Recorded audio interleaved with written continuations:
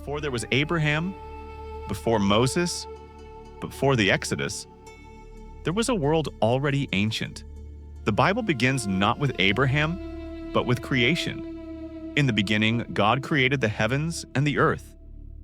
From that moment on, time unfolds as God's design is revealed through generations of people, nations, and covenants. When we first meet Abraham in Genesis chapter 12, Scripture has already recorded more than 2,000 years of divine-human interaction.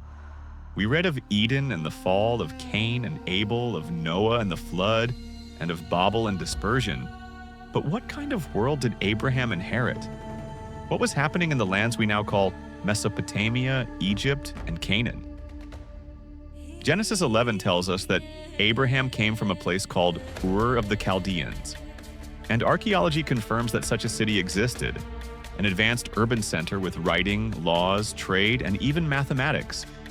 The Bible's mention of Ur is not symbolic, it is historically grounded. Today, the ruins of ancient Ur sit in modern-day Iraq. Tablets found there describe everyday life during the time of Terah, Abraham's father.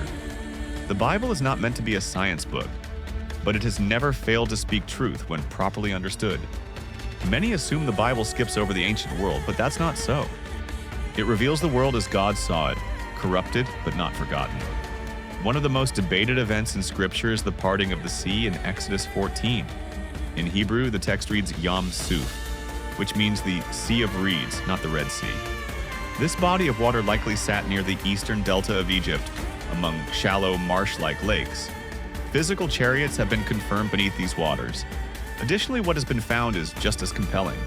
A mosaic from a 5th century synagogue in Israel, showing Pharaoh's army being swept into the sea, affirming that even centuries later, the Jewish people believed in the truth of God's deliverance.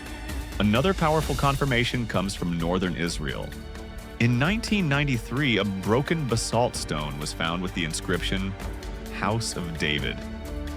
This is known as the Chaldeans stele, the first archaeological reference to King David outside the Bible. Until then, critics claimed David was a myth, but as always, the stones cried out. Why does this matter?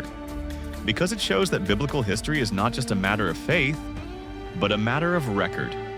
We walk by faith, but we also walk with evidence. When Scripture names people, places, and events, it does so with purpose. The world before Abraham was not blank. It was filled with people, empires, and ideas. But more importantly, it was filled with God's unfolding plan. A plan to bless the nations through one man, from one place, at one time. This is not just ancient history. This is his story. Thank you for watching True History. Subscribe for more Bible-grounded episodes that explore the timeline of redemption.